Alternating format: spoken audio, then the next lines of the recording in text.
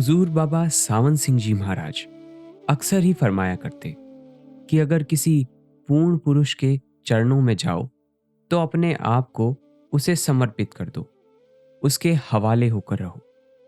जो वो कहे उस पर अमल करो, अपनी बुद्धि को बीच में जरा भी दखल ना देने दो। गुरु का कहना मानो, उसका वचन ही ब्रह्म वाक्य है। गुरु प्यारी साध संगत जी, आज का वाक्या हुजूर महाराज जी के एक ऐसे ही प्यारे शिष्य का है जो सदैव गुरु आज्ञा में रहे। हुजूर महाराज जी हमेशा ये कहते थे कि गुरु की शरण लो तो दृढ़ता से उसे पकड़ कर रखो, उसकी हर आज्ञा को मानो। जो बात आपकी समझ में नहीं आती उसमें भी कोई मीन मेख ना निकालो।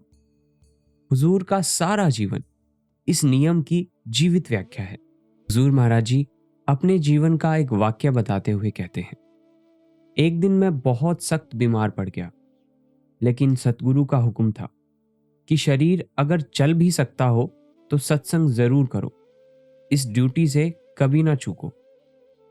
सो मैं भी 10-10 कदम चलता, फिर दम भरता और धीरे धीरे सत्संग स्थल तक जा पहुंचा, जहां पहले से ही संगत मेरी प्रतीक्षा कर रही थी। तबीयत बहुत गिर चुकी थी। मैंने सत्संग शुरू किया। उस रोज सत्संग पहले से बहुत लंबा था। सत्संग करके जब मैं उठा तो मेरी तबीयत एकदम ठीक ठाक थी और बीमारी का कोई नामो निशान तक बाकी ना रहा। इसी प्रकार का एक वाक्या हुजूर के गुरुमुख शिष्य के जीवन में भी आता है। हुजूर बाबा सावन सिंह जी महाराज ने इस शिष्य को सत्संग फरमाने की ड्यूटी दी हुई थी और वो इस सेवा को बड़े प्यार से निभाते भी थे। लेकिन एक दिन उनके जीवन में ऐसा वाक्य आया जहां उन्हें चुनाव करना मुश्किल हो गया कि सेवा चुने या अपनी गृहस्थी के प्रति जो जिम्मेवारी है उसका चुनाव करें।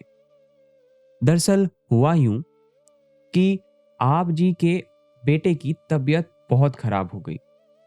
इतनी खराब हो गई कि उसकी जिंदगी का कोई भरोसा ना रहा। डॉक्टरों ने सेवादार को बुलाया और कहा कि आप अपने दफ्तर से छुट्टी ले लें और अपने बेटे के पास रहें, इसकी देखभाल करें। हुआ भी यूं, छुट्टी ले ली गई। लेकिन इन्हीं छुट्टियों के बीच एक दिन आता, एतवार। एतवार वो दिन था जिस दिन आप जी को सत्संग फरमाने की सेवा मिली हुई थी। अब इस पर वो कश्मकश में पड़ गए। बैठकर सोचने लगे कि मैं यहां बैठूंगा तो भी कौन सा इसकी जान बचा लूंगा, ये तो गुरु का काम है, वह जाने और उसका काम जाने। और यह सोचकर आप अपने बेटे को वहीं छोड़कर अमृतसर के लिए रवाना हो गए। अमृतसर का सत्संग खत्म करने के बाद आपने सोचा कि पास में ही ब्यास है, क्यों ना जाकर हुजूर के दर्शन कर लिए जाएं। और आप ये विचार बनाकर हुजूर बाबा सावन सिंह जी महाराज के दर्शनों के लिए ब्यास चले गए। वहां पहुंचे तो हुजूर ने छुटते ही पहला प्रश्न आपसे यही पूछा, सुनाओ काके का क्या हाल है। आपने सारा हाल सुनाया तो सतगुरु दयाल उठकर बैठ गए और चिंतित होकर बोले, ओह। और उसी समय भजन का आसन बनाकर बैठ गए। आह, क्या सादगी और नम्रता है, जिसके दर्शन मात्र से अंतर में ध्वनि प्रकट हो जाए, जो खुद शब्द स्वरूप है। वो खुद एक आम साधक की तरह भजन में बैठे हैं।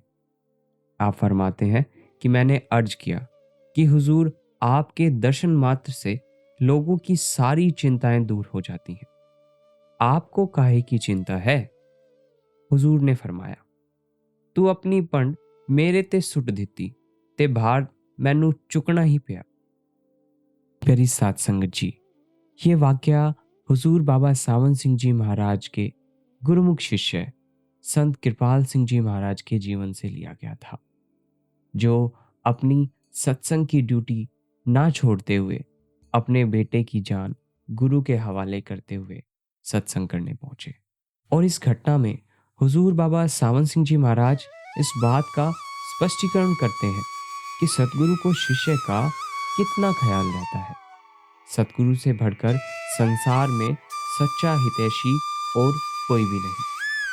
बस आवश्यकता है तो गुरु वचनों पर चलने की।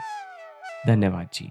अब फिर मिलेंगे किसी और दिन किसी प्यार भरे वाक्य के साथ। तब तक के लिए गुरु आज्ञा में बने रहें और सदैव भजन अभ्यास के लिए तत्पर रहें।